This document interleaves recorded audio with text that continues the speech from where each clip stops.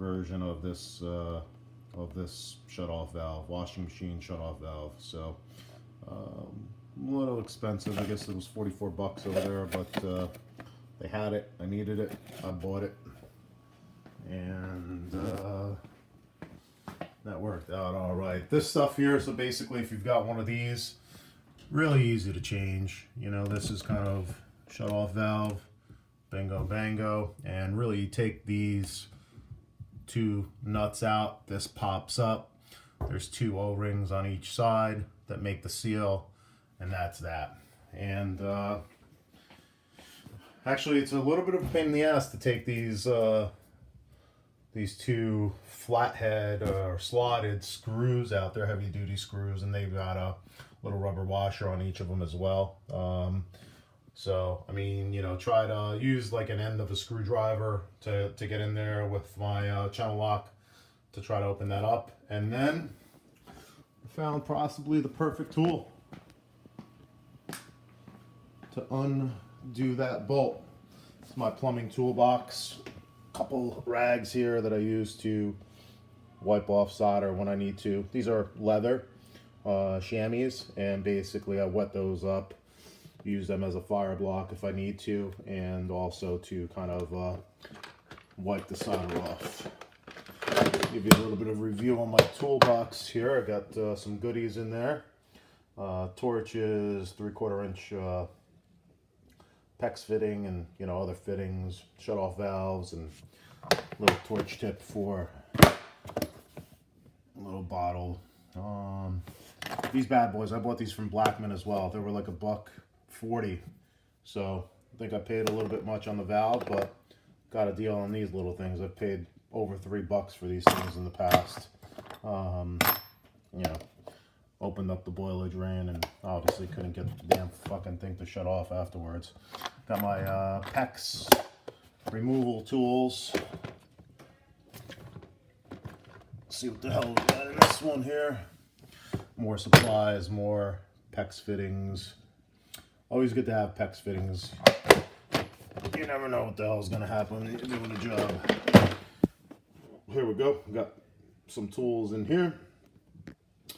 Bunch of 1/2 inch shut off valves, a boiler drain here, or silcock, or whatever the hell you want to call it. You know, all a bunch of goodies. This 1/2 inch or this washer, this flat washer, worked as a great tool to actually remove those bolts. Excellent tool to remove those bolts. Basically, I was able to get this, put this right into this slot here, put my wrench on it, and bang, you can break that free or tighten it up, no problem. So that worked out great, much better than using an actual flathead screwdriver. You're never going to be able to get an actual good grip on a flathead screwdriver on that. Here's the rest of my goodies here. You know, nice little hacksaw or saw there to cut PVC. Bunch of goodies here, cutters and quick cutters and cleaning tools. Got my flux, big old thing of flux here, utility flux, good stuff from Plumbing Supply. Love this stuff. This is probably the best sealing stuff that I've ever used. Much better than that Mega Seal or Mega Lock. Like this stuff way better. It's got actual Teflon paste in it. I like this way better. Good stuff. More fittings. Good emery cloth or sand cloth. Got some primer and glue there. It's a great tool here. I think it's rigid.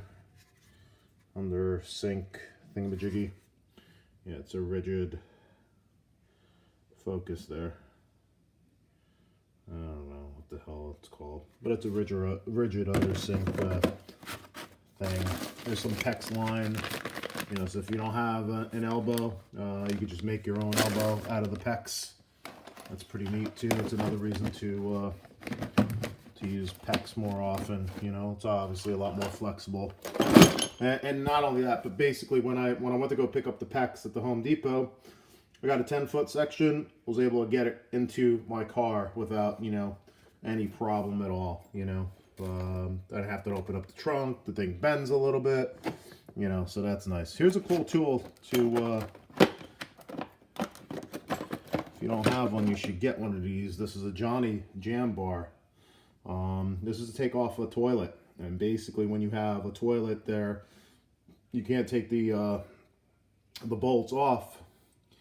You get one of these bad boys, and it'll jam into the nut. You kind of jam this wedge here into the nut, and that'll stop it from spinning.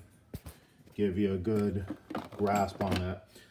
Good basin wrench here, cheapo, but works pretty good, man. As a tool for, I think that's to remove a Moen valve, bunch of valve plumber's grease. I love using this stuff on. Use that on that new valve, that washing machine valve that I put in. Always need a measuring tape and a Sharpie. A reaming tool for PVC. This thing's seen better days, but you get them for free, or pretty much $1 or so at the Harbor Freight. So solder, I think the last time I bought solder was like almost $30 or something, I don't know. So I think going with the PEX is the way to go. It's the way of the future.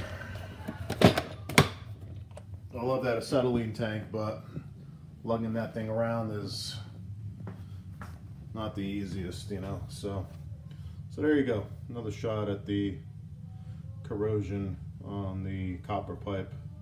It's actual still mortar stuck to it. Couldn't get that shit off. More mortar on this one. Nice big glob. You can see if can't really show you, but on this pipe there was, you know, on all these pipes there's mortar speckled all over the pipe. On the inside you could definitely see that there's, you know, it was starting to eat its way through. So good little maintenance. So that's that. Hopefully you enjoy this plumbing video. Really wasn't a tutorial, but more of like a review on a couple things. Again, this Apollo PEX cinch tool. I wouldn't buy it. I wouldn't buy it again. If I could return it, I would. Not a good one. I think there's other versions of it. So that's that.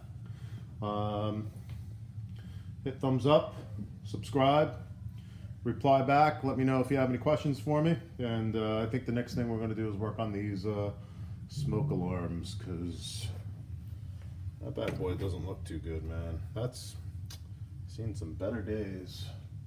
So stay tuned. Maybe we'll have a smoke alarm video tomorrow. Take care. Have a good day.